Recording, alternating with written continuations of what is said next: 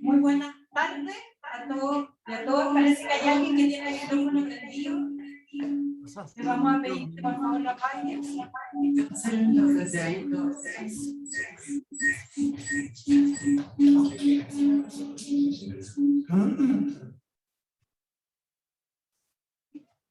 Muy bien. Biodiversidad, universidad. Brian,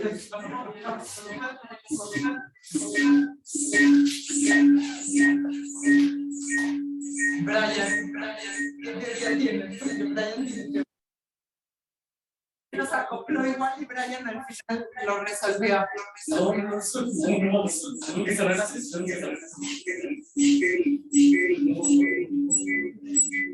La otra es que lo hagamos como... Ahora sí. Ya. Ahora sí vamos a partir. Muy buenas tardes a todos y a todas. Les damos una cordial bienvenida a esta conferencia. Tenemos dos extraordinarios ponentes esta tarde. Julio Cordano, que es jefe de la División de Medio Ambiente, Cambio Climático y Océanos del Ministerio de Relaciones Exteriores, y la profesora María Teresa Infante, profesora titular de la universidad y jueza del Tribunal Nacional del Mar. Y este es un tema absolutamente novedoso en el marco de la política exterior chilena. Por eso es muy importante hacer como un lanzamiento hoy día. Esa es la intención de este tema. Y la conferencia se titula La gobernanza del océano en el acuerdo sobre biodiversidad en alta mar, nuevos escenarios para la política oceánica. Muchas gracias. Va a partir Julio Cordano y después viene María Teresa Infante y después abrimos un espacio para preguntas y comentarios. Muchas gracias. Bueno, muchas gracias y gracias María José, gracias a todos por estar acá y muchas gracias a la doctora Infante. Es un privilegio estar con y fue mi profesora en la Academia Diplomática. Y además, bueno, una persona que más alto reconocimiento internacionalmente de estos temas, así que un honor estar compartiendo este espacio con la profesora Infante. Y una de las cosas que tal vez hay que decir de inicio es que este es un acuerdo que se acaba de aprobar en Naciones Unidas, y por lo tanto hay muchas preguntas que están abiertas todavía, ¿no? Y que por ahora nosotros podemos solamente enmarcarnos dentro de lo que el texto señala, de lo que se ha acordado hasta ahora y cuáles son las intenciones, pero por supuesto hay mucho por delante todavía. Entonces lo que voy a hacer es hacer justamente eso, básicamente una presentación en torno a los contenidos del acuerdo y algunas proyecciones, algunas preguntas que quedan por delante. Entonces, como digo, el plan de la presentación, voy a mejorar en el computador, la publicación de la presentación.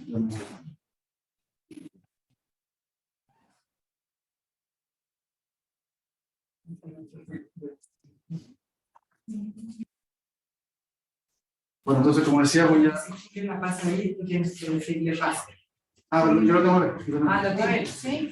¿Qué pasa? Es que no, está muy bien, no, voy a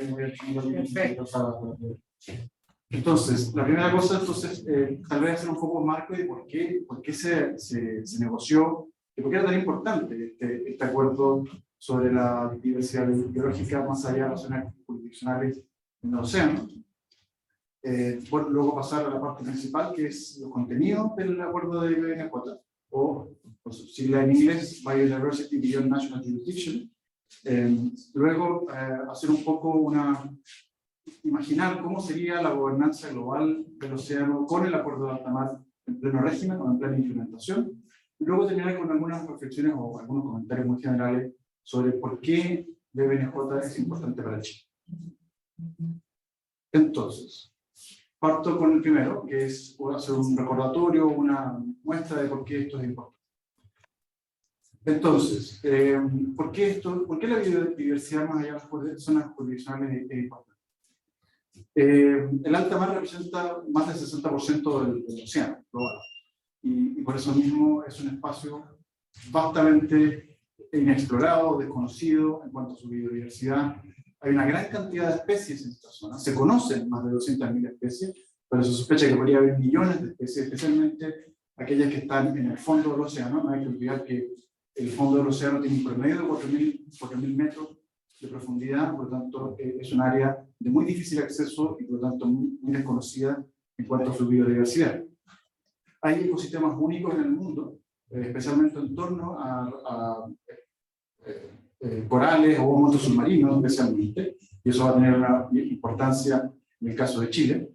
Pero también el alta mar es un espacio de corredores biológicos entre áreas jurisdiccionales. Es decir, si nosotros estamos muy preocupados de proteger nuestra zona económica exclusiva, evidentemente las especies que están ahí también, hay algunas que son transzonales o altamente migratorias, y que transitan a lo largo del alta mar para conectarse con otras zonas de economía exclusiva, lo cual habla del sentido común o del interés común que debe haber para también proteger estas zonas que están más allá de las zonas jurisdiccionales. No hay que olvidar también que el océano y el alta mar presta servicios ecosistémicos muy importantes, que no solamente se refieren a la biodiversidad, sino que también al cambio climático.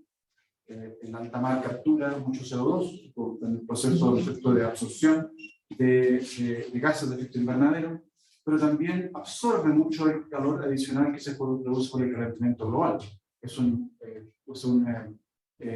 sumidero de carbono, ¿no? Y un sumidero también de calor, pero también produce mucho oxígeno. Siempre se menciona esta cifra de que la mitad del aire que respiramos viene del océano. Entonces es muy importante que esos equilibrios se mantengan también saludables. Y sin embargo, a pesar de toda esta importancia, solo un 1% de los ecosistemas de alta mar están altamente protegidos, lo cual también hace un llamamiento a que hay una tarea pendiente. Entonces, y eso es una foto muy rápida, digamos, de por qué la biodiversidad en alta mar es importante y por qué este acuerdo, por lo tanto, es relevante. Entonces paso al segundo punto, que es tal vez como la parte más central de la presentación, que tiene que ver con los contenidos del acuerdo. Entonces, un poco de introducción al acuerdo de BMNJ de alta mar. Justamente se trata de la protección de la biodiversidad más allá de las zonas jurisdiccionales. Es el fin, esa negociación es el fin de un largo proceso de negociación, que se inició en más de 15 años. Y algunos comentaristas dicen, bueno, hace más de 30 o hace más de 20, o sea, hay un origen oscuro, digamos, en el tiempo de cuando se inició realmente este proceso. Pero lo cierto es que en el 2017, hace ya 6 años, hubo una resolución que mandata el inicio de negociaciones intergubernamentales, pero hubo un largo trabajo previo, e incluso los capítulos del actual texto ya fueron mandatados por allá por el 2011. Por lo tanto, hubo un largo periodo de mandatos que fueron evolucionando, madurando y acotándose hasta tener un acuerdo acordado. Y también es necesario mencionar, y esto es algo relativamente contencioso para algunos países, que para Chile especialmente el acuerdo de alta mar es el tercer acuerdo de implementación de la Convención Marco de Naciones Unidas sobre el medio ambiente, pero sobre el océano, sobre el derecho al mar. Después del acuerdo justamente sobre el acuerdo de Nueva York sobre especies transzonales y altamente migratorias, y el acuerdo sobre la Autoridad Internacional del Fondo Marítimo. Entonces, ¿cuáles son los dos principales elementos que, como digo, responden a un mandato bastante activo? Primero voy a mencionar algunos aspectos generales, luego sobre las áreas marinas protegidas que se pueden crear en alta mar en virtud de este acuerdo, la reducción de impacto ambiental que debiera seguir cada actividad, no solamente áreas marinas protegidas, sino que cada actividad que los países deciden hacer en alta mar debería estar acompañada de una evaluación de impacto ambiental, y vamos a mencionar algunos elementos de eso. Luego, un elemento muy importante que tiene que ver con la creación de capacidad y la transferencia de tecnología, que tiene que ver con el acceso. Bueno, es decir, los países desarrollados, los países que tienen más tecnología y más capacidades, por supuesto tienen más facilidades para acceder a los beneficios que genera el alta mar. Y por lo tanto hay que nivelar un poco esa capacidad en favor de los países en desarrollo, justamente para que esto pueda ser más abierto y inclusivo. Y un tema absolutamente central, que fue tal vez el tema que nos mantuvo hasta muy tarde en la noche, y de hecho pasamos de largo en la última noche de las negociaciones, es el reparto equitativo del uso sostenible de los recursos genéticos. que es probablemente donde está la mayor parte de los recursos financieros asociados al alta mar.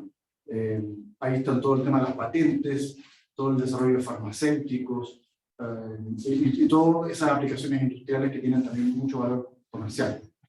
Pero también hay dos elementos importantes que tal vez no estaban en los mandatos originales, pero que son importantes como cualquier otro acuerdo. Primero, el tema del financiamiento. ¿Quién paga? ¿Cómo se paga? ¿Cómo se financia todo este esfuerzo? Y segundo, el marco institucional que el mismo texto está creando. Entonces, vamos a ir velozmente por estos elementos. Primero, mencionar algunos aspectos generales del acuerdo. BBNJ viene a llenar un vacío de gobernanza global en el océano, pero no es el primer acuerdo, o no es el primer espacio jurisdiccional que un grupo de países decide establecer en alta mar. Hay otros espacios jurisdiccionales. Nosotros pertenecemos, de hecho, al menos a uno de ellos, que es la Organización Regional de Ordenamiento Pesquero del Pacífico Sur, que tiene jurisdicción sobre alta mar para justamente la ordenación de la pesca, el ordenamiento pesquero.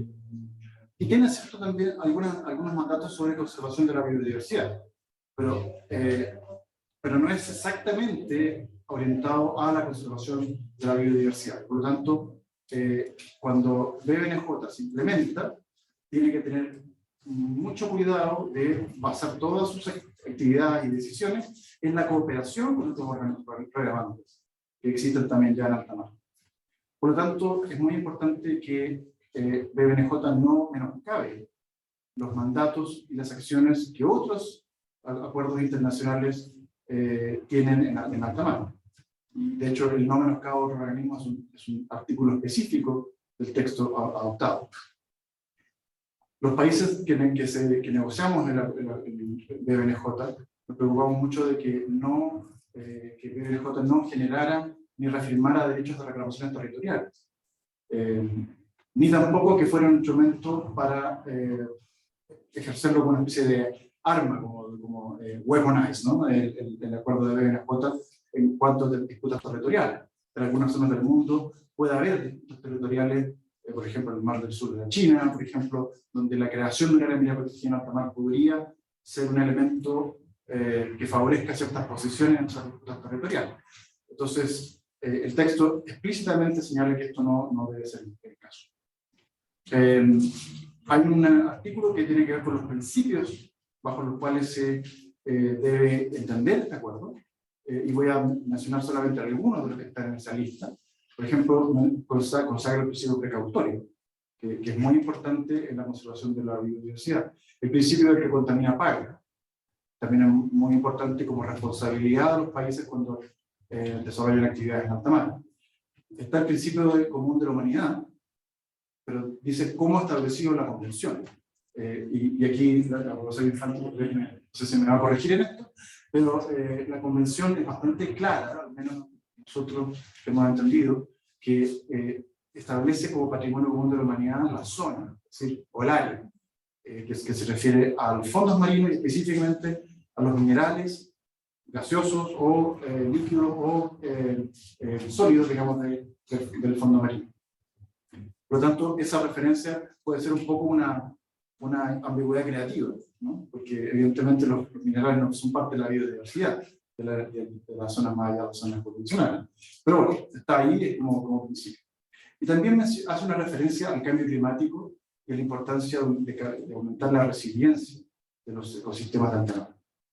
Finalmente hace un reconocimiento de las circunstancias de los pequeños estados-islas en desarrollo, además de incluir un listado inclusivo de categorías de países en desarrollo. Y ahí estamos nosotros como país de renta media, y están los estados montañosos, los estados sin litoral. Sí, hay una lista larga, digamos, de países que están reconocidos como objeto de atención de la Corte.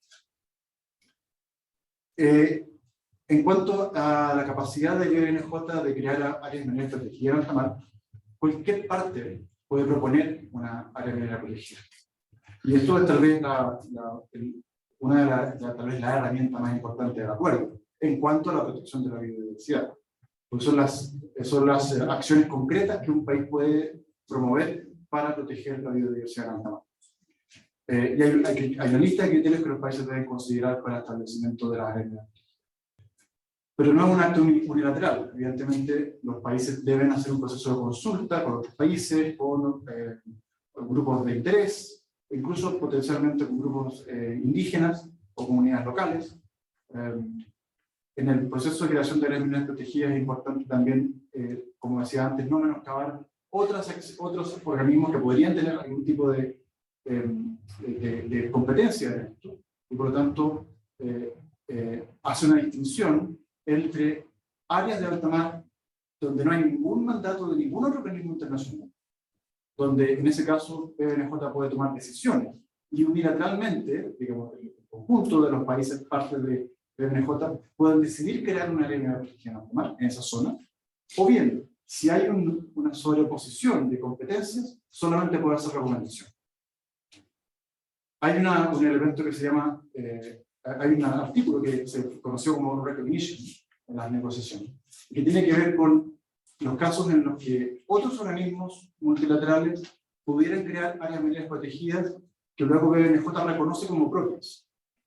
Y eso tiene una lectura que creo que es más bien política, está en el texto, más bien política, que tiene que ver con esta mirada, y lo voy a mencionar más adelante, esta mirada de que BNJ para algunos países es visto como un acuerdo aglutinador de una gobernanza atomizada, y que de alguna forma podría existir eventualmente una especie de jerarquía, que siendo BNJ el único acuerdo universal realmente en alta mar, hay otros que son parciales, regionales, pero el único acuerdo realmente universal, de alguna manera, es como la Asamblea General del Océano, y todas las decisiones de alguna forma reciben esta bendición de BNJ, y eso les da más categoría y más reconocimiento internacional.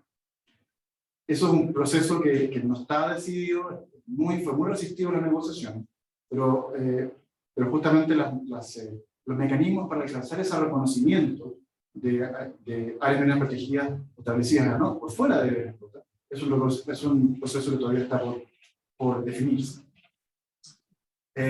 También es importante mencionar que los países tienen la capacidad de opt-out frente a áreas mineras protegidas que se vayan creando. Y eso es porque algunos países decían, bueno, yo tengo una zona económica exclusiva, tengo una plataforma continental y tengo una plataforma continental extendida, que significa que va por debajo de la columna de agua que es agua internacional. Por lo tanto, ¿qué pasa si BNJ decide crear una área minera protegida sobre mi plataforma continental extendida? Eso generaba algún tipo de roce, algún tipo de preocupación de algunos países, y se creó esa norma que le llaman opt-out, justamente para que los países puedan adaptarse, o puedan tomar medidas, o puedan compatibilizar ese tipo de situaciones. Finalmente hay un sistema de monitoreo y hay medidas de emergencia en caso de emergencia de contaminación o de algún tipo de accidente que pueda ocurrir, y que la COP o que la conferencia de las partes de BNJ pueda tomar alguna decisión. Me paso al siguiente, que es el tema de la evaluación de impacto ambiental. Eso también es sin precedente, probablemente a nivel global. Los países tienen que presentar, junto con un plan de acciones en alta mar, tienen que presentar una evaluación de impacto ambiental del trabajo que quieren hacer. Por supuesto, por sobre un umbral de lo que llaman minor or transitory effects, efectos menores o transitorios, que es el lenguaje más bien de la demás. Y eso gatilla que un país que presenta este tipo de acciones o proyectos tiene que presentar una evaluación de impacto ambiental. Esta tal vez es la parte menos multilateral, en el sentido de que un país no tiene que pedirle permiso a nadie, y el mismo país es el que determina si la acción que está llevando a cabo supera o no supera el umbral. Por lo tanto, ahí un poco, tal vez queda un poco más débil la capacidad multilateral de controlar que las acciones de los países en alta mar no afecten la biodiversidad marina. Sin embargo, hay una etapa preliminar donde los países sí pueden presentar observaciones, decir, bueno, en realidad esta evaluación que hicieron ustedes, que los pone por debajo del umbral no es suficiente, en fin, y hay un poquito de interacción, pero en el acto mismo, en la en la acción misma, en la iniciativa misma, no hay un control multilateral.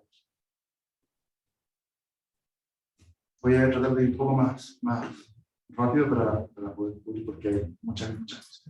Imagino que va a haber muchas preguntas. El siguiente tema que cubre el texto tiene que ver con la creación de capacidades y la transferencia de tecnología. Esto es muy importante por lo que decía, porque hay que nivelar la cancha, ¿cierto? Se establece una obligación de cooperar para proveer capacidades. No está totalmente entregada a los países desarrollados, que son los que más capacidad tienen. Pero sí se establece la obligación de cooperar y de transferir tecnología y capacidad.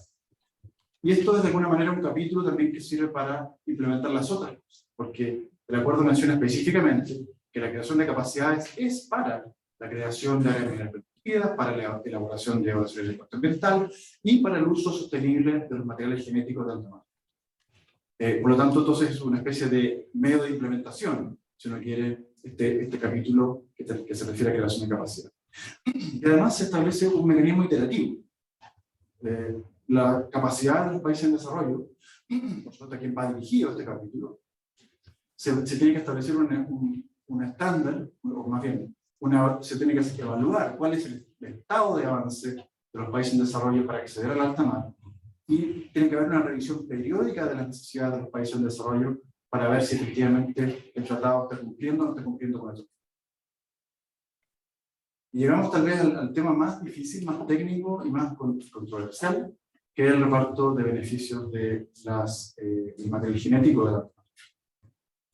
Y aquí esto es muy técnico. Y por supuesto aquí va a haber una gran discusión entre expertos sobre cómo hacer un reparto de beneficios que está en el texto original del mandato de BNJ. Lo que básicamente ocurre en BNJ es que cuando hay una actividad de un país en alta mar, que significa la extracción de material genético, a través de toman un pez o algún ser vivo, digamos, de alta mar, y le extraen y secuencian su información genética. Eso tiene fines comerciales, ¿cierto? Y por supuesto, los países que pueden hacerlo son los países que tienen más capacidades tecnológicas. Son realmente muy pocos los países que pueden hacer eso. Y tiene que ver con propiedad intelectual, y tiene que ver con comercialización de bienes que son altamente sofisticados. Entonces, lo que hace el acuerdo de BNJ es crear un sistema, un repositorio de información abierta a todos. Crea un mecanismo de clearinghouse para la identificación de los lotes de información genética. Establece beneficios no monetarios para los países en desarrollo, por ejemplo, acceso a la información o, como ya mencionaba, creación de capacidad, pero también hay beneficios monetarios. Y esto es interesante y creo que ahí BNJ está empujando hacia la frontera del avance multilateral.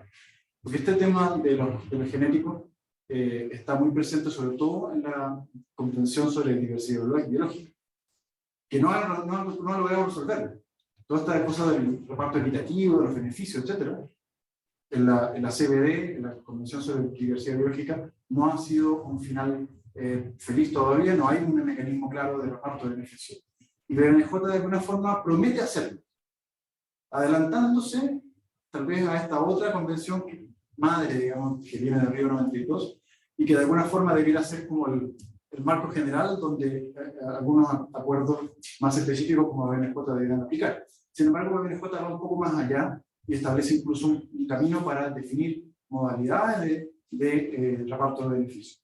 Incluye la comercialización, lo cual también es muy interesante y a mi juicio bastante vanguardista. El tema de financiamiento, como decía yo, la pregunta de quién paga, ¿no? Y esto es una cosa transversal a todos los acuerdos multilaterales. Se ve en cambio climático, en la CBD, en biodiversidad, en todos los acuerdos multilaterales que significan algún tipo de establecimiento de un nuevo régimen o un nuevo orden jurídico. Es necesario preguntarse, bueno, ¿quién paga? ¿Quién paga esa capacitación? ¿Quién paga esa transferencia de tecnología? ¿Quién paga el reparto de beneficios? ¿Quién paga la creación? En fin, todas las actividades que van a estar involucradas en esto. ¿Quién paga la misma estructura del acuerdo? ¿No es cierto? Entonces, el texto crea una serie de fondos. Se crea un fondo fiduciario que está hecho para financiar la participación de los países en desarrollo en las negociaciones y en las reuniones del acuerdo de BNJ. Y se crea el fondo más importante de todo, que es el fondo especial, el Special Fund, ¿cierto? Para las actividades del acuerdo. Y aquí es donde ocurrió, por supuesto, la pelea más grande de países desarrollados contra países en desarrollo, que uno la ha escuchado 1.000.000 de veces, que tienen que poner más plata, que la desigualdad, que, en fin, que aquí no salió el principio de la responsabilidad común pero diferenciada, pero creo que está de alguna forma en la mente de muchos. Y lo que se acordó fue una cosa muy inicial, que es que cuando se vota el presupuesto, los países desarrollados van a tener que poner el 50% de su cuota en este fondo especial. Hasta que la COP no decida un acuerdo más comprensivo para este fondo especial. Así que el tema financiero va a ser un tema muy importante a partir de la COP1. Y también se reconoce al GEF, al Fondo Global del Medio Ambiente, como un fondo para BNJ.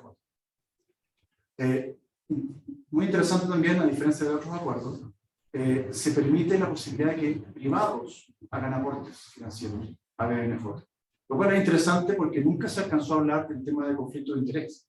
Y probablemente es un tema que la COP de BNJ también va a tener que ver, especialmente cuando son los privados los que realizan actividad en alta mar. Finalmente, hay una cosa que viene también de la discusión de cambio climático, que es que se logró proponer y adoptar o aprobar una meta de movilización, una cantidad de dinero que debe movilizarse al 2030 colectivamente. Me paso al marco institucional que crea el acuerdo, y esto es un pequeño monstruo, una pequeña Naciones Unidas del mar. No sé si la profesora Infante estará de acuerdo conmigo, pero es una estructura bien compleja, con bastante institucionalidad de partida, sin perjuicio de que los procesos multilaterales tienden a crear más institucionalidad a medida que se van desarrollando. Y ya sabemos, los que hemos estado en esto, que uno puede crear muchas cosas, pero destruirlas es muy difícil. O sea, crear comités y crear espacios de, digamos, estructuras institucionales se puede, pero desarmarlas es muy difícil. Entonces se crea una conferencia de las partes, por supuesto, se establece que hay una secretaría aparte, que fue también una discusión. Algunos argumentaban que la Secretaría de DOALOS, o el Departamento de Derecho del Mar de Naciones Unidas, debía ser por opción natural la Secretaría de BNJ, y sin embargo se decidió crear una secretaría aparte. Se crea este mecanismo de clearinghouse, que va a tener existencia, digamos, dentro del organigrama de BNJ. Se crea un comité de acceso al reparto de beneficios que debe recomendar el régimen de reparto de beneficios a las futuras COPs y administrarlo también. Se crea un comité de creación de capacidad y transferencia de tecnología marina, que, como había mencionado antes, va a estar a cargo del monitoreo y de evaluar que efectivamente se están cerrando las brechas de creación de capacidad. Se crea un comité de finanzas, por supuesto. Va a haber un órgano científico técnico, ¿no es cierto?, que va a estar muy asociado al proceso de creación de las líneas protegidas y al proceso de evaluación de impacto ambiental. Y se crea también un comité de punto. Es decir, en un solo plumazo creamos una estructura realmente muy ambiciosa y bastante comprensiva. Y eso es un pincelazo rápido de una cosa muy compleja que es los contenidos de BNJ. Pero estamos aquí por si acaso hay comentarios. Me paso al siguiente tema, que tiene que ver con imaginar un poco cómo va a ser BNJ en el futuro una vez que entre en vigor. Y aquí me tengo que referir al proceso que debemos seguir para que entre. Lo que ocurrió en Nueva York a comienzos de marzo fue la aprobación de un texto todavía con ciertos elementos a revisar, formales. De hecho, acaba de salir el texto revisado por Naciones Unidas, editado, lo que llaman el legal scrubbing, ¿cierto? Y que justamente hoy hay una primera reunión en Nueva York para revisar las observaciones que los países tengan a ese legal scrubbing. Pero aún no se ha adoptado. Se va a adoptar recién formalmente el 19 de junio. Y va a ser la adopción del texto final, con todas las ediciones de Naciones Unidas y traducido a los 6 idiomas de Naciones Unidas. Deberá abrirse la firma como siguiente paso. En mi opinión, aún no está cerrada la fecha, pero debería abrirse la firma en la Asamblea General de septiembre. Y a partir de ahí, por supuesto, entra el periodo de aprobación parlamentaria en los distintos países y el depósito de instrumentos de ratificación. Necesitamos 60 ratificaciones para que el BBNJ entre en vigor. Y a partir de ahí, por supuesto, vamos a tener la COP1, va a ser un año después de hecho. 60 ratificaciones puede ser mucho, puede sonar mucho, pero en realidad, si uno piensa, la Unión Europea son 27 países. ¿Sí? Los países islas, que usualmente tienen regímenes que los permiten adoptar con cierta longitud, y hay mucho interés, porque, como mencioné antes, hay pleno reconocimiento de las circunstancias especiales de los países islas en desarrollo. Entonces, y esos países islas son 30, 40, entonces llegar a 60 no es tan imposible en un plazo razonable, o razonable se pensando en 2 o 3 años. Ahora, pensando cuando ya BBNJ esté funcionando, quiero volver un poco a esta idea de BBNJ como un acuerdo coordinador, o como un acuerdo incluso que tenga cierta jerarquía. Esto es una cosa que es una especulación tal vez que hacemos algunos, pero que tiene ciertas razones, ¿no? Primero porque es el único acuerdo universal en alta mar. O más bien, el único acuerdo sobre biodiversidad universal. Uno podría argumentar que la Organización Marítima Internacional es un acuerdo universal que también tiene competencia en alta mar, pero de biodiversidad probablemente el único. Y como decía, está el tema del recognition que ya mencioné, pero también hay otro elemento que puede ser interesante, y es que en el artículo 8.2, las partes que son miembros de BBNJ y que también son miembros de otros organismos regionales con presencia en alta mar, asumen la obligación de promocionar a BBNJ en esos acuerdos regionales. Entonces, de alguna manera se establece una vinculación en que BBNJ asume un rol de coordinador o de coherencia global con acuerdos que son de alcance parcial. Y tal vez una de las cosas más importantes de BBNJ como aspiración global es este famoso acuerdo del 30x30, que seguramente muchos de ustedes han escuchado, que no es de BBNJ, es de la Convención de Diversidad Biológica, y que establece en el acuerdo Kunming-Montreal sobre marco post-2020 sobre la protección de la biodiversidad, establece que al 2030 tenemos que tener al menos el 30% de los ecosistemas marinos y terrestres con algún nivel de protección. Y eso en el mar es imposible si no tenemos una cosa como BBNJ, porque BBNJ se encarga del 60% del océano. Y no podemos crear simplemente áreas protegidas dentro de nuestra zona económica exclusiva, como en el caso de Chile, que nosotros tenemos 43% de nuestra área protegida, nuestra zona económica exclusiva, bajo algún tipo de protección, que es cierto, y está muy bien, y es un gran logro, estamos muy orgullosos, pero no vamos a alcanzar el 30% global del océano, sino es a través de un instrumento multilateral que también cubra la alta mar. Por lo tanto, aquí BBNJ entra a cerrar una brecha muy, muy importante de gobernanza. Mi último punto tiene que ver con la importancia de BBNJ para Chile. Y aquí quiero decir algunas cosas. La primera es que a Chile le interesa que haya un fortalecimiento de la gobernanza global del océano. Creo que es un tema de política exterior que siempre nos ha interesado. Ha sido una cosa que ha venido desde hace mucho tiempo, hace varios gobiernos, y creo que es un interés permanente de Chile que el océano, la salud del océano esté gobernada por una gobernanza clara, predecible, donde haya que esté basada en reglas, ¿cierto?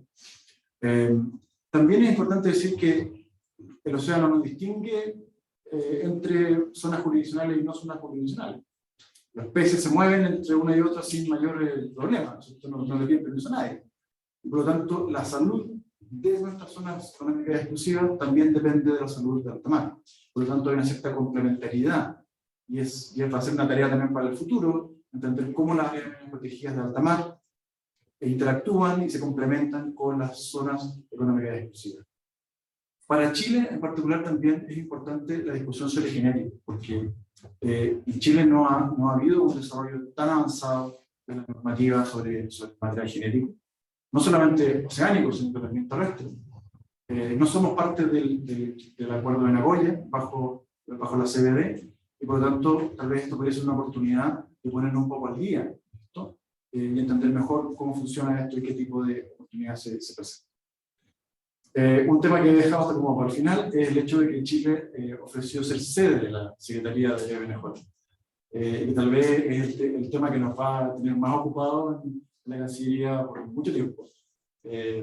Porque efectivamente sería la primera oportunidad en que una institución multilateral de membresía universal tendría sede en América Latina. Si no recuerdo mal, creo que está el Plan Táctico en Buenos Aires, pero bueno, también tiene sede limitada, y eso sería un logro muy importante para mostrar cómo Chile está presente en esta gobernanza multilateral y cómo Chile quiere mantenerse en el centro de la discusión. Y quiero terminar, ahora sí, con una cosa que creo que es interesante y que podría ser también un tema relevante, y es que pensar que si Chile podría estar proponiendo la primera área media protegida bajo BNJ en alta mar. Y es el caso de la cordillera de Nazca. Y la cordillera de Nazca, esto es solamente un gráfico muy general para mostrar algunos de lo que llaman los hotspots de biodiversidad en el mundo, en el mar. Y aquí se ve, por ejemplo, la cordillera de Nazca y Sale Gómez, que está frente a las costas de Chile y de Perú, más o menos, y que es considerado uno de los lugares de mayor biodiversidad marina del mundo. De hecho, esta cordillera de Nazca y de Sale Gómez tiene uno de los niveles de endemismo más grandes del mundo. Cerca del 40% de los peces, cerca del 45% de no vertebrados son endémicos de esta cordillera de Nazca. Además, es la zona de reproducción de jureles, las ballenas la usan como punto intermedio en su proceso de migración, probablemente también para reproducirse. Entonces, es un espacio donde tiene mucho sentido, no solamente ecológico, sino que también económico, proteger. Porque no hay que olvidar que el jurel es la principal pesquería de Chile. Chile pesca casi el 80% del jurel de todo el Pacífico Sur, en la Organización Regional de Entrenamiento Pesquero. Por lo tanto, proteger esta cordillera de Nazca y Sale Gómez podría tener mucho sentido y podría tener muchos beneficios para Chile. Y esta es la última lámina que creo que voy a presentar, y que es, ¿dónde está la cordillera de Sale Gómez? Que justamente, porque el Perú tiene una pequeña área media protegida ahí en la parte dentro de su zona económica exclusiva. Y nosotros tenemos las Nazca Desventuradas y el parque de Rapalú, de área media protegida. Nos queda todo esto entre medio, que es alta mar. Y sin duda ahí hay una tarea importante que hacer. Estamos trabajando con un grupo de científicos chilenos para recolectar datos, para demostrar la importancia ecológica que tiene este lugar y para ver si podemos encontrar una manera de proteger esos ecosistemas que, como digo, son únicos, con un enorme endemismo, un altísimo endemismo, y que creemos que puede ser una contribución de Chile a esta gobernanza nacional. Así que esa es mi última lámina y muchas gracias por la atención.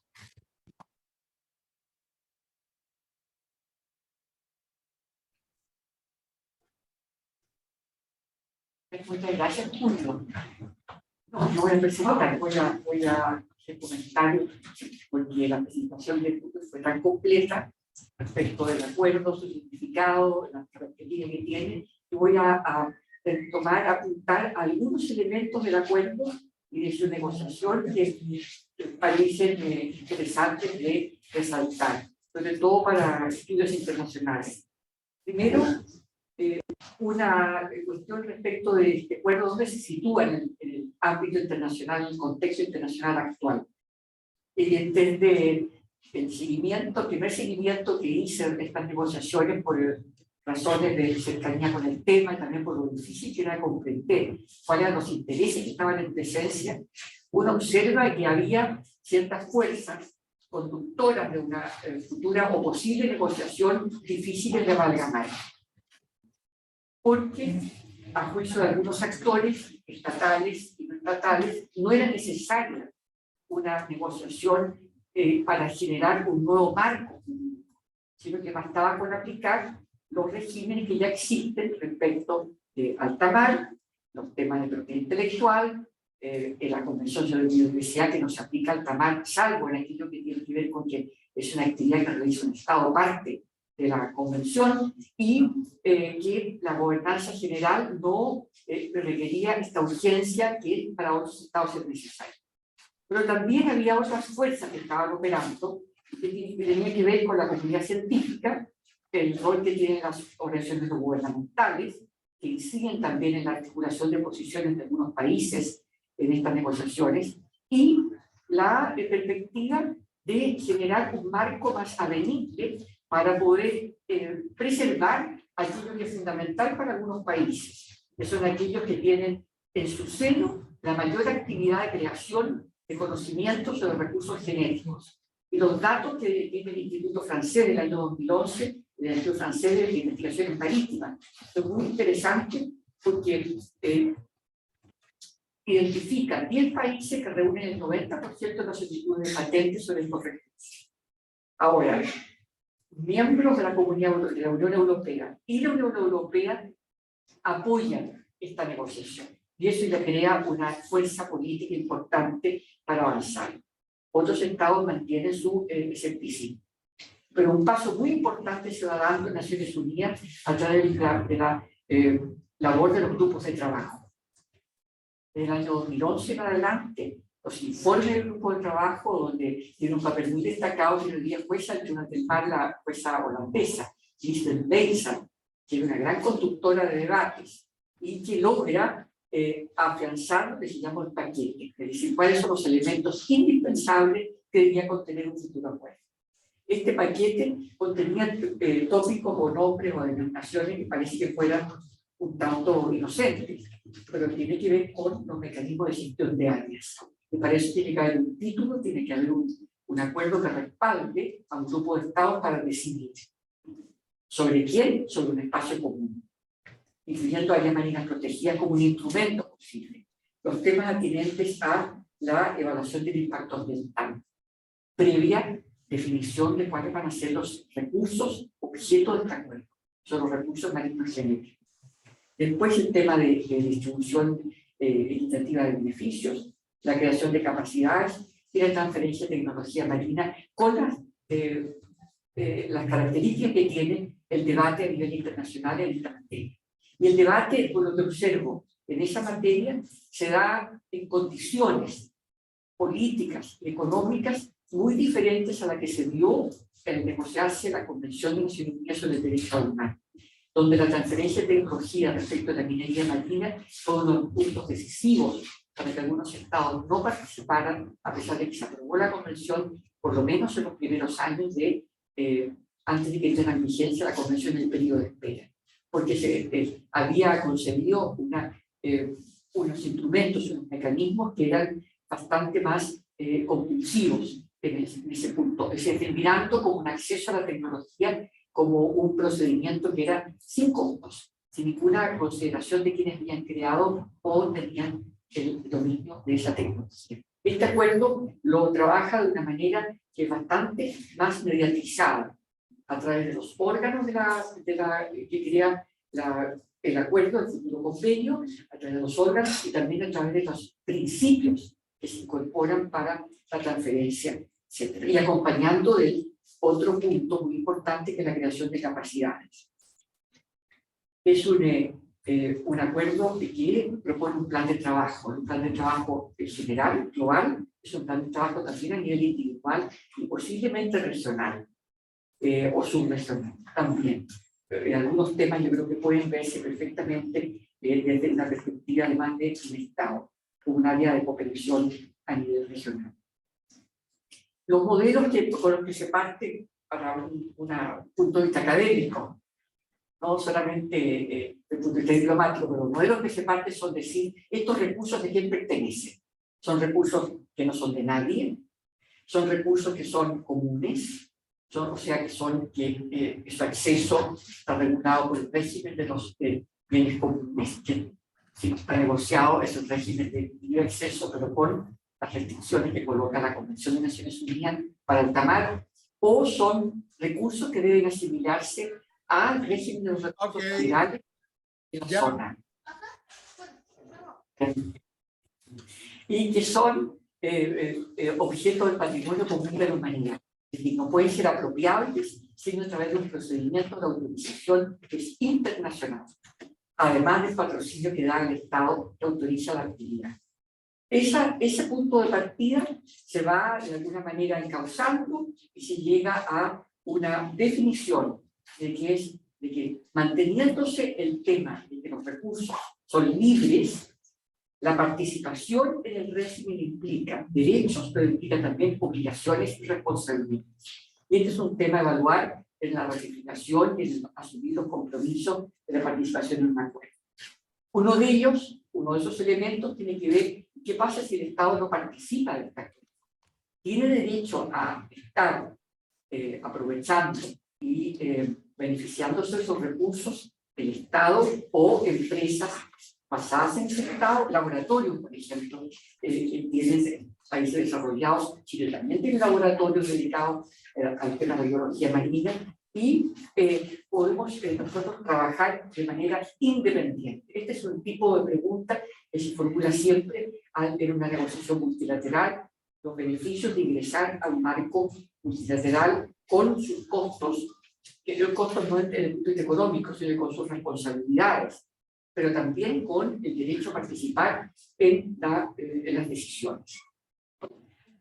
¿A quién no se aplicará este acuerdo? Esto es importante distinguirlo, no porque sea dramático, sino porque en los comentarios que se escuchan habla de un tratado global para alta mar. Es un tratado que impacta seriamente alta mar, impacta la actividad, la forma como diseñamos las políticas, pero no se aplica primero a los buques de tierra, a aviones militares o navales auxiliares.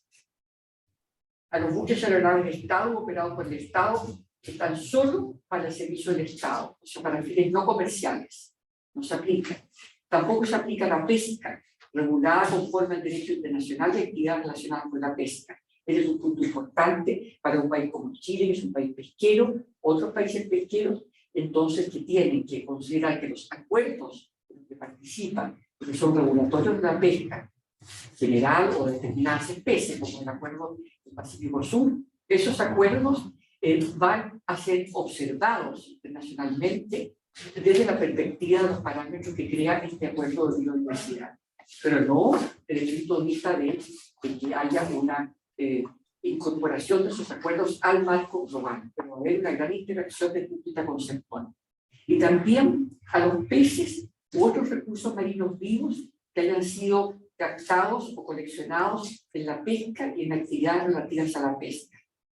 Y las obligaciones de la parte relativa al impacto de beneficios no se aplica tampoco a las actividades militares, incluyendo las actividades militares de buques de gobierno y aeronaves que están comprometidos en servicios no comerciales.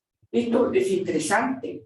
Hay que visualizar qué posibilidades, qué características tienen las embarcaciones. Están las embarcaciones de investigación científica, digamos, que son del Estado y que pueden estar apoyando investigaciones de otros, es decir, hacia la distinción entre lo que son actividades militares, las actividades no militares que pueden emprender buques de Estado. Este es un tema interesante desde el punto de vista analítico, ya que Julio hizo una presentación completísima del acuerdo, tengo que traer algunos bolsones de curiosidad. Después, en materia de arreglos institucionales, es ambicioso el acuerdo, pero era indispensable que así fuera, puesto que es un acuerdo que va a reunir a estados que no tienen dominio exclusivo en esa zona. Por lo tanto, debe dotar a la conferencia de estados parte del mecanismo de los estados parte también, que pueden entrar a organismos internacionales con delegación de competencias autónomas de los estados, como la Unión Europea, que estos arreglos o estos mecanismos deben funcionar con el mejor conocimiento. Por eso que el papel del comité científico y técnico es vital. Él va a ser un filtrador de las evaluaciones de impacto ambiental y también va, por supuesto, que ir a la vanguardia en aquello que puede proveer a los estados que no tienen capacidad para investigar, para conocer. Por eso que el mecanismo de manejo de información y de distribución de información, la energía limitado, es un término tan elegante que uno se imagina que va a ser una institucionalidad muy exótica, pero que en el fondo es una plataforma muy fuerte, muy potente. Ahí la participación en ese comité va a ser fundamental. El seguimiento de ese trabajo, porque eso va a ser el motor de la decisión, en definitiva de las decisiones. ¿Quién es el que tiene que decidir respecto de las actividades desde el punto de vista de la acción de un ente público o privado que inicia este trabajo desde el territorio de un Estado? Es el Estado parte.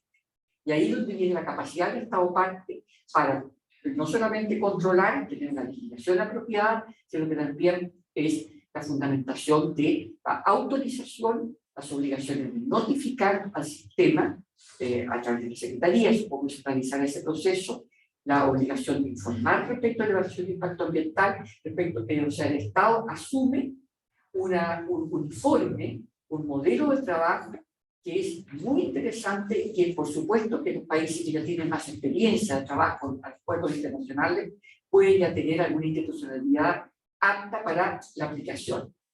Otros estados estarán en una posición más disminuida o no tienen capacidad para tener laboratorios o la evaluación del impacto ambiental tan demandante. Chile, al ser parte del sistema del Tratado Antártico, desde el Protocolo de Madrid, desde que es parte del Protocolo de Madrid, ha adquirido una forma de trabajo con instituciones del Estado, donde se encuentra desde el Ministerio del Medio Ambiente, la institucionalidad ambiental y la participación de que participan en nuestro sistema de evaluación de impacto ambiental importante. Y aquí nos encontramos en un escenario que va a ser agregado a ese tipo de obligaciones. Y es bastante interesante. Otro aspecto importante que quiero destacar tiene que ver con la relación con la Convención de Naciones Unidas sobre el Derecho del Mar y con otros convenios. La negociación, a juicio de algunos estados que eran los no parte de la Convención del Derecho del Mar, Turquía, El Salvador, Colombia, Irán, etc., para ellos era muy difícil aceptar un convenio que reconociera la Convención de Naciones Unidas como un convenio superior, de valor superior humano. Esto es reconocido en el papel, pero es reconocido con algunas características. Estas características se vuelcan especialmente en el sistema de solución de controversias, donde hay un derecho a optar, dejando fuera el mecanismo del Tribunal Internacional del Derecho del Mar, si los estados así no lo desean, el derecho de opción y la posibilidad siempre que tienen los estados de señalar que no están obligados por determinados procedimientos o formas de trabajo de la Convención. En algunas materias no es un tema fácil, porque la Convención del Derecho del Mar establece varios órganos. Un órgano que es una organización internacional de gran potencia, que es la Autoridad Internacional de los Fondos Marinos. Actualmente la autoridad pasa por una etapa de estudio del último segmento de lo que se llama el Código de Minería, con muchas divisiones de opiniones y recibiendo muchas iniciativas que van desde la paralización del procedimiento hasta la incorporación de exigencias más altas en materia de evaluación del impacto ambiental y exigencias ambientales. Y no cabe duda que ese régimen específico para la minería marina va a ser uno de los desafíos más interesantes para la aplicación de este convenio.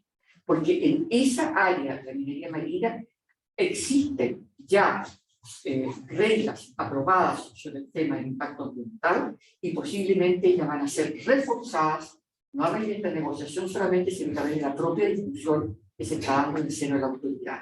Además tiene otro desafío que es un Estado que solicitó que se le otorgara un plan de trabajo, un plazo de 2 años. Y la interpretación si es un plazo fatal o es un plazo que puede ser superado mediante un acuerdo de partes en el propio Consejo o Asamblea de la Autoridad, es un tema que está en vista, está en estudio. Y yo sé que hay opiniones distintas, hay países como Alemania, por ejemplo, hablan de una pausa precautoria, Chile ha tomado el mismo término, otros países, etcétera, pero los países europeos juegan ellos en instancias distintas a las que juegan los países como Chile.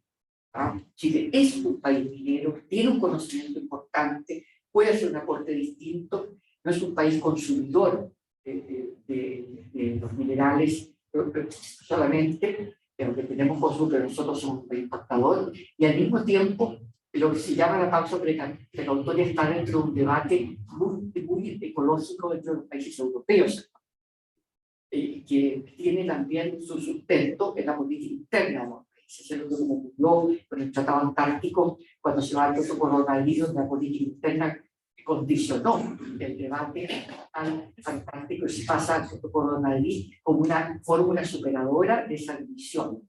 Aquí no se sabe todavía qué fórmula superadora puede haber, pero esa relación va a ser muy dinámica, muy importante. Chile está en los dos foros, creo, y de manera los países latinoamericanos también, de manera muy activa. Ahora, el otro tema tiene que ver con otras convenciones. El acuerdo no identifica qué convenciones son, pero hay acuerdos que son regionales pesqueros, puede haber acuerdos también de protección del medio ambiente de carácter regional, puede haber también algunos bastante fuertes, y la cuestión de el estatus del Tratado Antártico se plantea implícitamente, no explícitamente. Ese es un tema que deben resolver las partes del Tratado Antártico, como observan la lectura de este acuerdo hacia el Tratado Antártico. Y van a volver a surgir los temas del efecto del tratado respecto de terceros, el impacto objetivo del tratado del régimen en el derecho internacional, la capacidad decisoria que tienen los estados en el marco del Tratado Antártico. No se ha abordado esta temática en toda su cabalidad. Existe la libertad de investigación científica, pero el tema de la información que se obtiene respecto de a partir de una etapa de bioprospección, cuando ya pasamos a una etapa de mayor aprovechamiento, es una etapa muy importante de considerar y estudiar. El Comité Científico Actividad Científica Antártica ha abordado este tema, ha identificado también cuáles son los estados que más aprovechan los recursos biogenéticos antárticos desde el punto de vista de creación de patentes, desde el punto de vista virtual, y es un tema que está en los peldaños para ser abordado colectiva y comunitariamente. El artículo existe y va a plantear este tema. Mientras el tratado entre en vigor, puede ser interesante preocuparse de avanzar en ese punto. Chile hizo una propuesta hace más o menos unos 20 años sobre el tema de bioprospección, y se requiere avanzar hacia el consenso, que es el sistema de adopción de decisiones en el Tratado Antártico. En la materia ahí va a haber asociaciones interesantes y, por supuesto, también discusiones, que es lo interesante de la diplomacia. Ahora, otro punto más, que es la creación de un comité de cumplimiento, un compliance mechanism. Esto es interesante porque ese mecanismo es un mecanismo amortiguador de las controversias y preventivo de llevar el tema a un tribunal internacional o un mecanismo de solución de controversias entre estados. El mecanismo de compliance va a ser muy importante. En los acuerdos pesqueros es una forma interesante que existe para que se hagan más eficaces las decisiones que se adoptan. Y aquí vamos a encontrar nosotros la posibilidad de incluso observar interpretaciones del convenio, acuerdos que permitan la aplicación caso a caso del convenio respecto a algunos estados. Otra característica interesante, un fenómeno interesante, que entiendo que fue una fórmula de compromiso para no tener un sistema de solicitud de opiniones consultivas al Tribunal del Mar que fuera muy ambicioso. Había una idea de que se pudiera solicitar opiniones consultivas al Tribunal del Mar sobre temas relativos al acuerdo, pero solamente se considera cuando un Estado estima que una propuesta decisional en el seno de la conferencia puede ser contraria al acuerdo, es decir, un control de legalidad. Es decir, vamos a ver qué aplicación se le otorga a este tema. Y finalmente, solución de controversia. Este convenio, como el convenio de pesca transzonal del año 95, establece una referencia a los mecanismos de la Convención del Derecho del Mar. Pero como hay estados que no son parte, que pueden ser parte en este convenio, que no son parte de la convención, entre ellos Estados Unidos, hay una cláusula por la cual se aplican los mecanismos, pero los estados no parte de la CONVEMAR, ellos tienen derecho a establecer una cierta prioridad respecto a los mecanismos correspondientes. Pueden aceptar como pueden no aceptar, no están obligados a aceptar, pero sí tienen que aceptar un mecanismo obligatorio, que es el arbitraje. Es el punto de lo que se llama el default mechanism. Debo decir que en el Tribunal del Mar, algunos jueces estaban muy desolados porque esto se había colocado el Tribunal del Mar como el mecanismo preferente del procedimiento. Yo pensé, claro, había sido interesante, pero es muy difícil. Es decir, había preocupación de algunas delegaciones, no por los mecanismos de solución de controversia, sino que para algunos estados entrar a la CONVEMAR significa un paso político muy serio. El caso de Turquía, Colombia, por ejemplo, El Salvador. Por otro motivo, porque tienen temas con su plataforma continental, hay otros temas vecinales, etc. Y entonces no era visualizable. Con esto yo termino mis comentarios, que han sido puntuales ante una presentación tan completa. De esto creo que este es un acuerdo que invita a estudiar mucho. Cuando parte la discusión de esta materia en Naciones Unidas, no estuvo presente. Nosotros estuvimos distantes de esta discusión que se abre primero en los fondos marinos y pasa a la Asamblea General. Ahí tiene que ver con el estándar de preparación para este tipo de discusión. Y la participación plena en las discusiones ya viene a nivel del grupo de trabajo en la década pasada. Y qué importante fue eso, porque entrar a la misión de Chile en Nueva York a trabajar fuertemente. Recuerdo el trabajo de Javier Gorostegui en esto, después de Hernández, que sigue con la línea de trabajo del grupo latinoamericano, la creación de un comité de coordinación latinoamericana importante como mecanismo para expresar voces más comunes. Era una negociación muy distinta a la que hacía la conferencia en las instituciones de derechos humanos, que tenía condiciones formales a cargo de líderes, de los embajadores que llevaban la negociación, con una secretaría de la conferencia que era de una gran potencia. En esta materia, el apoyo de los abogados es competente, pero el gran impulso lo tienen que dar los estados, el interés de los estados, y generar los equilibrios, etc. Entonces es un acuerdo que preserva la libertad del Estado para trabajar. El Estado tiene que preocuparse de las actividades que le interesan, que donde están sus actores, que pueden ser públicos o privados. El Estado es el que tiene que llevar el tema de la notificación, etc. No va a haber un organismo internacional que lo va a estar examinando a priori. Y la capacidad que tengan los órganos de la conferencia para trabajar en materias correspondientes, los mecanismos que son del Comité Científico Técnico, Financiero y compliance, etc. Así que con eso termino mis comentarios. Muchas gracias.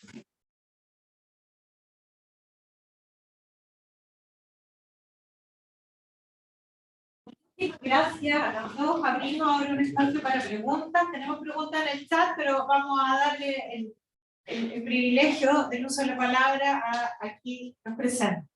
Si alguien quiere hacer alguna pregunta. A fondo y después nos lo cerramos. Hola, buenas tardes, yo quería hacer una pregunta con respecto al tema de la obligación integral y el reparto de los beneficios genéticos que se partida vienen en ignorancia. Me imagino que son capítulos muy completos de la cosa. Pero este reparto de beneficios genéticos involucra también aquellos creados por privados, por ejemplo, en materia de genética acuícola, especies de capa dulce, que pueden ser aplicados en otro mar. Esto en razón de las relaciones comerciales que tiene Chile con Noruega, en específico en la zona sur, alrededor de la investigación acuícola. Nuestro especialista va a contestar y después un complemento.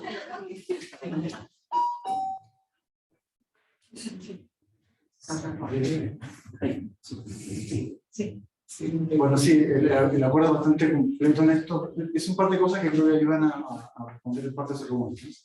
La primera es que no tiene efecto retroactivo la implementación, pero dice que cuando entra en vigor, los países tienen que registrar objeciones a investigaciones hechas en el pasado. Es decir, pueden excluir cosas que hayan ocurrido, investigaciones y propiedad intelectual que haya ya sido desarrollada. La otra cosa es que no hay que olvidar que esto es de alta mar. Y por lo tanto, habría que argumentar que en algunos casos particulares, como lo mencionaba, si esto no es de alta mar.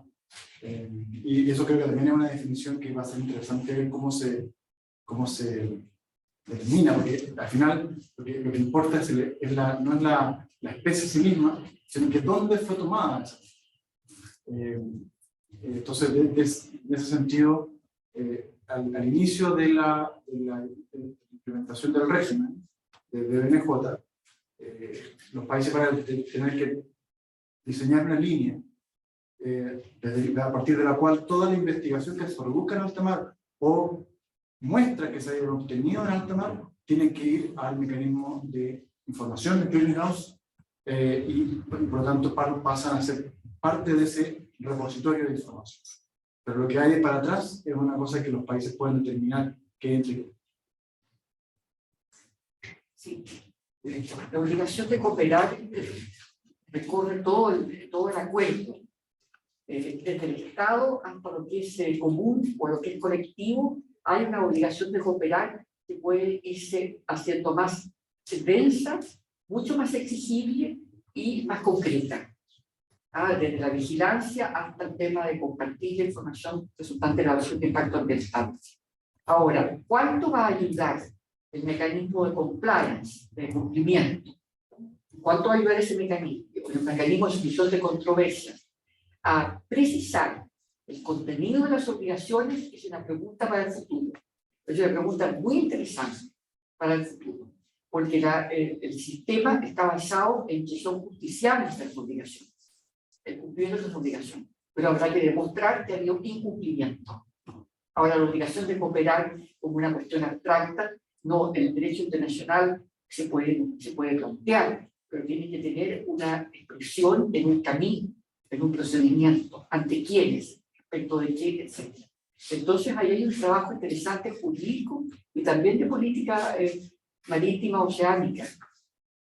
Y por supuesto que no hay diferencia entre actores públicos y privados desde el punto de vista de quién hace la captura de los recursos y quién desarrolla el conocimiento, porque no se patenta el recurso mismo, sino que aquello que se innova a partir del recurso genético.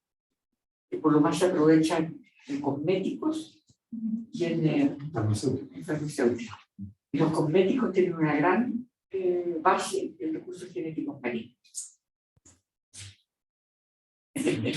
Profesor Serrano. Sí, muchas gracias, es muy interesante y es muy ligado al futuro, ¿no? Muchos temas que quedan por resolver. Y en particular lo que me interesa, porque me quedan muchas dudas, es la evaluación de impacto ambiental. No se imagina claramente lo que es la evaluación de impacto ambiental a nivel interno, en Chile, que es un país que estamos, pero no entiendo a nivel de alta mar, no me queda claro de qué se trata. En el PowerPoint veíamos una foto, ¿no?, de una planta eólica, que creo que es aquí, no allá, no en alta mar. Y porque es como la persona que plantea las culpas mis dudas, ha hablado de minería, de pesca, como fluida del acuerdo. Es decir, ¿de qué estamos hablando? ¿De actividades, proyectos, de privados, entiendo? Entonces, o del Estado. Y después, ¿qué derecho se aplica? ¿Nacional? ¿O hay algún tipo de protocolo de elaboración para crear una evaluación ambiental internacional que por ahora no existe?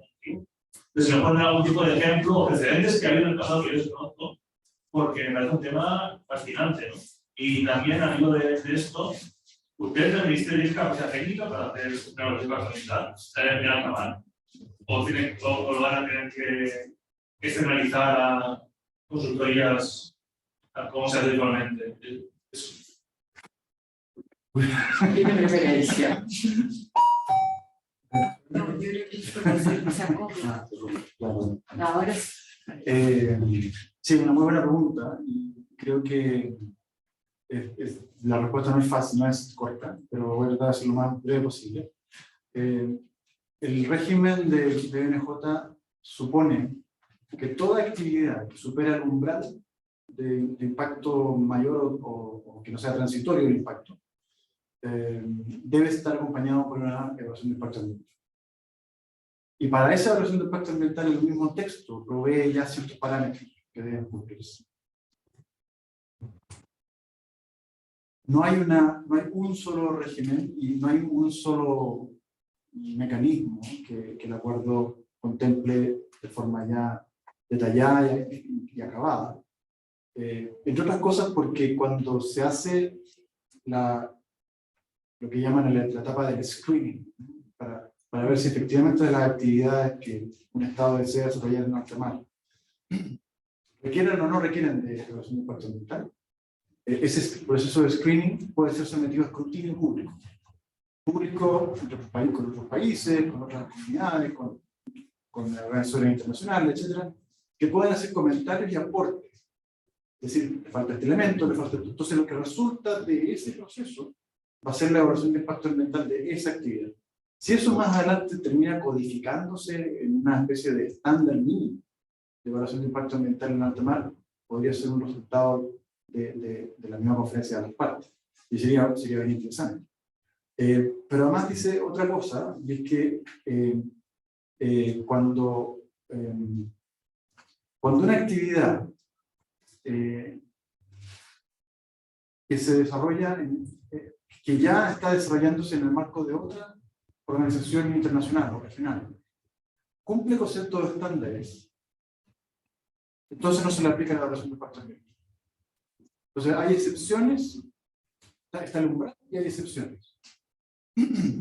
Entonces, yo ponía el tema de las palas eólicas porque podría ser una plataforma continental muy extendida que se pongan ese tipo de actividades en alta mar y eventualmente tendrían consecuencias en la biodiversidad marina.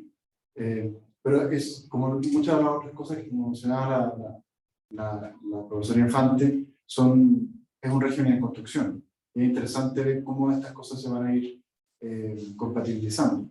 Porque como la evaluación de impacto ambiental, cuando se gatilla, cuando es necesario, es de responsabilidad del Estado. El Estado mismo, el que propone la actividad y el que la desarrolla, es el encargado de proveer la información, de decir, miren, aquí está la evaluación de impacto ambiental que corresponde para esta actividad. Entonces, evidentemente, ese Estado va a estar proyectando su propio orden legal y sus propios mecanismos para poder hacer esa evaluación. Nosotros nos preguntábamos si el Ministerio, bueno, si el gobierno tiene capacidad para hacer evaluación de impacto ambiental. Es una pregunta abierta, creo que no tenemos por ahora actividades en alta mar que requieran ese tipo de evaluación ambiental. Pero yo creo que en el futuro siempre puede existir y tal vez la existencia de BNJ va a ser la posibilidad de construir esa capacidad. Así es que yo creo que, a pesar de que nosotros ya tenemos bastante avanzado en una estructura legal y normativa en Chile para tener esa evaluación de impacto ambiental a nivel nacional y que perfectamente podría ser la base para implementarlo hacia los demás. No, yo creo que estamos sí. El Estado concentra el núcleo para determinar cuándo el impacto pasa más allá de lo mínimo. Y, por supuesto, con la definición que tomaron de la Convención del Derecho del Mar, qué tipo de impacto el que se debe evaluar. Pero hay muchos parámetros en el acuerdo. ¿Cuántos de ellos ya están recogidos en una legislación como la de Chile? Ese es un trabajo que debe realizar el ministerio correspondiente, los ministerios correspondientes, y ver dónde se asignan las tareas en esta materia, de actores públicos o actores privados, tal como el sistema de evaluación de impacto ambiental en aplicación en el país. Eso lo podría decir. Sí, profesora Calián. Sí. Y después pasamos a las preguntas del chat. Sí, muchísimas gracias por la presentación. A mí me llamó profundamente la atención la referencia a patrimonio común de la humanidad como en la convención. Parece que esa era la frase, a lo mejor no estoy diciendo exacto. porque una de las cuestiones más debatidas durante muchísimo tiempo fue justamente la cuestión de quiénes son estos recursos, ¿no? Argentina tiene una posición muy clara respecto a esta cuestión. Ahora, el patrimonio común de la humanidad efectivamente fue consagrado, y esa era una de las alegaciones de quienes no estaban muy dispuestos a reconocer a estos recursos como patrimonio común de la humanidad, ¿no? Porque decían en la Convención de Naciones Unidas, el patrimonio común de la humanidad está contemplado para los nódulos polimetálicos que están en la zona. Por tanto, aquí estamos frente a otros recursos en el caso de la zona, no en el del alta mar. Entonces, ahora, en el caso de los nódulos polimetálicos, efectivamente, la CONVEMAR crea todo un sistema para concretar esta idea de patrimonio común de la humanidad. A mí no me ha quedado tan claro cómo se concretaría esta idea de patrimonio común de la humanidad en el caso de los recursos genéticos. No sé si también se precisó finalmente, porque había otra discusión, qué es lo que vamos a entender por investigación científica propiamente tal, de la que no lo es. Ahí había también un gran debate, ¿no? Entonces, yo como chilena optaría por decir es patrimonio común de la humanidad, porque creo que es lo que más nos conviene, ¿no?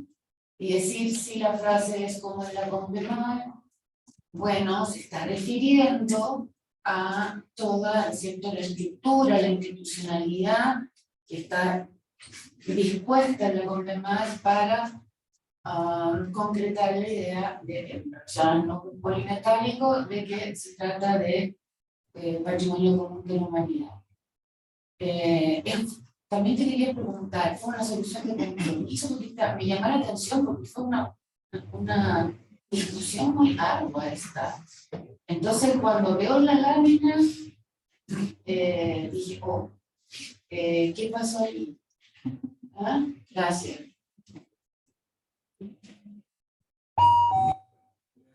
Estamos como en el Congreso. Estamos en el Congreso. Sí, yo creo que la discusión sobre el principio partía de la base de la aspiración de los países en desarrollo de que todos los bienes, toda la biodiversidad marina de la mar debería ser considerada patrimonio común de la humanidad, y por lo tanto todos los beneficios que surgieran de su utilización sostenible también deberían ser repartidos de acuerdo a ese principio. Y los que no era casualidad, digamos, que la inmensa mayoría de los países en desarrollo estuviera proponiendo ese principio, y los países en desarrollo como bloque se oponían a la inclusión de ese principio. Entonces, yo creo que lo que finalmente quedó, y dicho sea de paso, Chile tenía una posición bastante marginal, minoritaria, digamos, dentro de los países en desarrollo, porque nosotros teníamos ciertas aprensiones con respecto al reconocimiento de este principio extendido a todo el texto, considerando que a secas el patrimonio común de la humanidad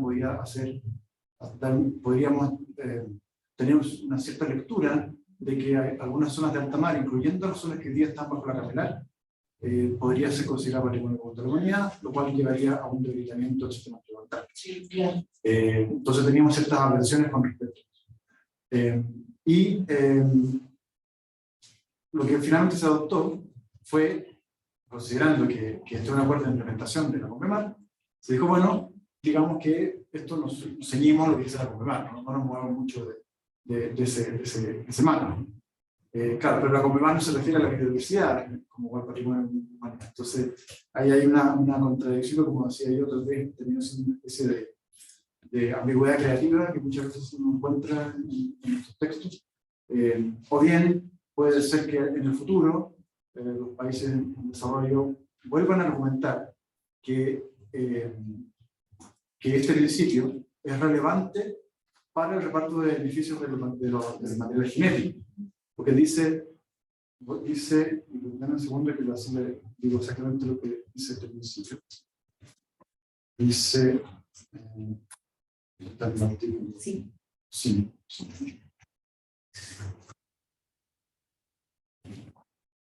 Dice, el principio del patrimonio común de la humanidad que es definido en la convención, which is set out in the convention. Claro, uno podría interpretar que como este es un principio que está en la convención, en la Convemar, pero que en el contexto del BNJ podría ser interpretado como el reparto sostenible de los recursos genéticos. Pero es una interpretación, pero bueno. Yo creo que la pregunta de Ana es muy pertinente para un análisis duro de qué se negoció y cómo se negoció. Desde el grupo de trabajo se va, podríamos decir, acomodando la inquietud del patrimonio común de la humanidad con otros valores. Y no queda el patrimonio común de la humanidad como la columna vertebral del futuro acuerdo. Y la referencia que se hace en el convenio que admite interpretaciones es una referencia acotada, porque el patrimonio común de la humanidad de la Convención del Derecho del Mar está aplicada a los minerales, no es la referencia al patrimonio común de la humanidad declarado en el año 1970 sobre los recursos de la zona. Y eso implica que el régimen de acceso y las decisiones y de administración van a ser por un carril distinto.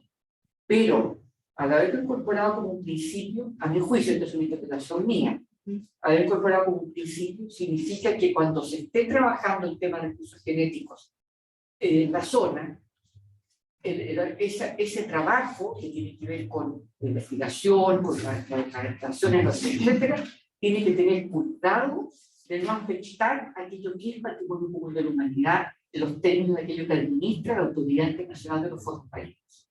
Tiene que haber una compatibilidad, tiene que tener en cuenta. Ahora, ¿por qué esta negociación no se dio en el seno de la autoridad? Por razones de tipo político, esencialmente, económico, básicamente.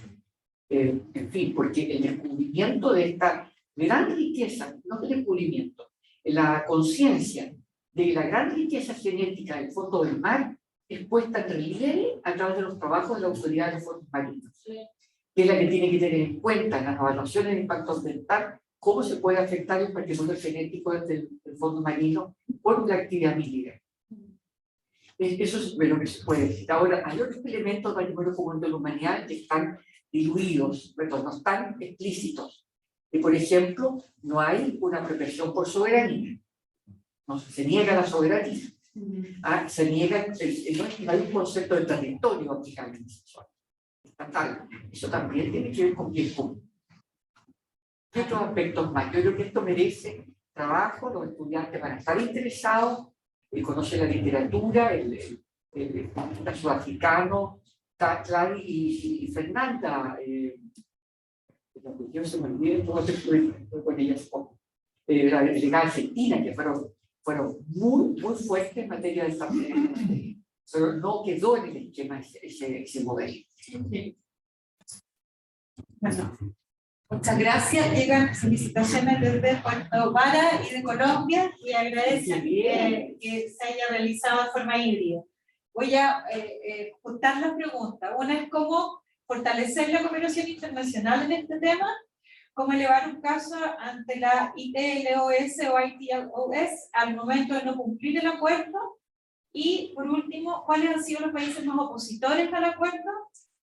Aquí se especula con que pueden haber sido aquellos de pesca altamente tecnificada con flotas grandes como Japón o China, y si no se aplica la pesca, ¿qué pasa con las áreas protegidas? ¿Cómo? La última, ¿cuáles son los países? Y si no se aplica la pesca, ¿qué pasa con las áreas protegidas?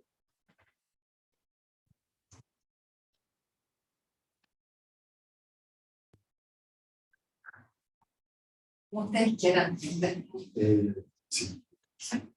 Voy a empezar. Con respecto a la primera de cómo fortalecer la cooperación internacional, bueno, la aplicación misma, ¿de acuerdo?, implica una cooperación internacional muy intensa entre las partes, pero también entre organismos globales o regionales. es inevitable que con todos los mandatos de cooperación que existen en el texto, haya un delegado de la Secretaría de BNJ en casi todos los organismos que sean relevantes y que tenga que ir a las reuniones de la Organización Marítima Internacional, por el Transporte Marítimo Internacional, a las relaciones con el reglamento pesquero, al sistema de tratado antártico que tiene que seguramente tener compatibilidad y trabajo conjunto. En fin, hay una necesidad de avanzar en esto que va a llevar inevitablemente a la cooperación internacional. Además, las medidas de conservación, ¿no? ¿Vale? O medidas basadas en áreas o áreas protegidas, pueden ser presentadas por una parte o por varias partes. Es decir, puede haber incluso un interés colectivo de proteger ciertos ecosistemas, de proteger ciertas áreas del alta mar, que sería interesante entender si, tal como está redactado hoy, si BNJ estimula esa cooperación, o bien visto que las evaluaciones de impacto ambiental son por país, es más bien una cosa que digrega. Pero esa es una cosa que vamos a tener que ver solamente cuando se implemente. Pero BNJ en sí mismo está basado en la idea de que tenemos este espacio colectivo que pertenece de alguna forma a todos y del cual todos tenemos una responsabilidad, por lo tanto la cooperación internacional es un tema central. El tema de ITLOS lo voy a dejar a que nos haga el infante. Sí, para llevar un caso al Tribunal Internacional de Derecho del Mar o a la Corte de la Haya o arbitraje, tiene que haber estados. Y los estados son los que tienen que estar discutiendo respecto del tema de aplicación, incumplimiento, no asumir determinados deberes, etc. Va a haber otros temas respecto a la inspección de tribunales cuando, por ejemplo, un estado diga yo no presto mi consentimiento para asumir para aprobar una determinada decisión. Eso no está planteado como un tema judicial, porque hay libertad de los estados de participar y dar su aprobación en voto o no. Hay una posibilidad incluso de retirarse de algunas decisiones, de no apoyar como mecanismo individual. Respecto de estados que no apoyaron la negociación, yo no conozco los detalles, pero algunos de los que mencionó sí apoyó la negociación. Otros eran más escépticos. Y no podría individualizarlo, pero algunos eran muy escépticos respecto al tema. Sí. Y sobre eso, sí, efectivamente había diversas posiciones y yo diría que sobre todo en la última conferencia ya se notaba que había un interés colectivo de llegar a un acuerdo. Incluso entre ellos los países con mayores capacidades me parece que dio bastante, el hecho de que se excluyera la pesca en el texto, dio bastante tranquilidad a esos países para poder negociar y poder atender el objetivo último del acuerdo, que es también la protección de la biodiversidad.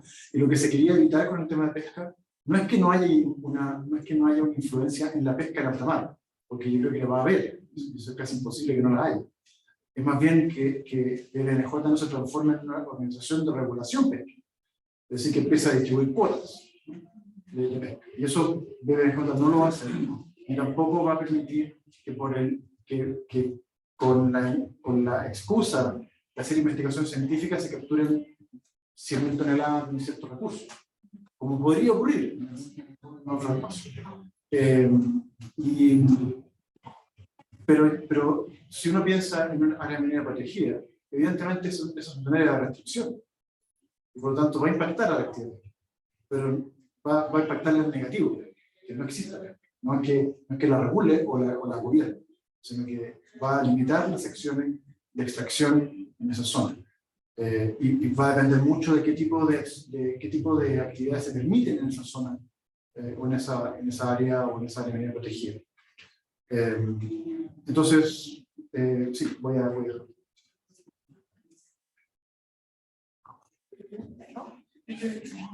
Bueno, muchísimas gracias a los ponentes, fantásticos, de altísimo nivel, y a todos y a todas por haber participado, los que están aquí y en forma remota, muchísimas gracias por la conexión.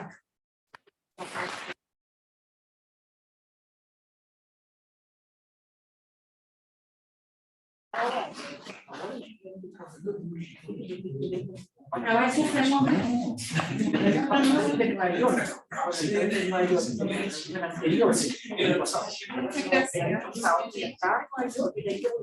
Leo, muchas gracias por venir. Claro.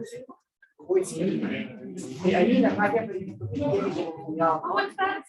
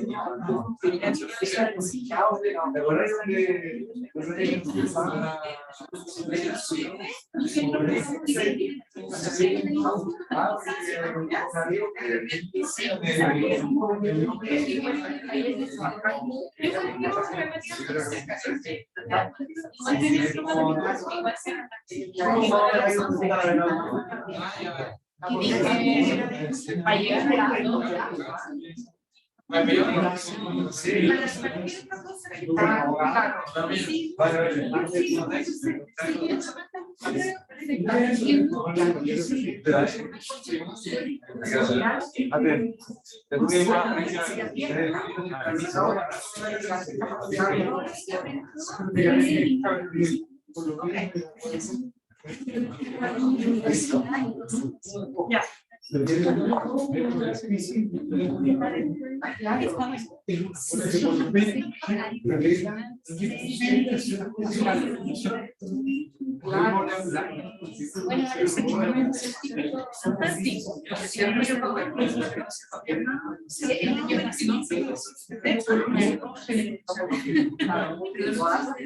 No, sí, no salió de Madrid. No, y mira, eso sí que está grabado. Sí, sí, mira. No,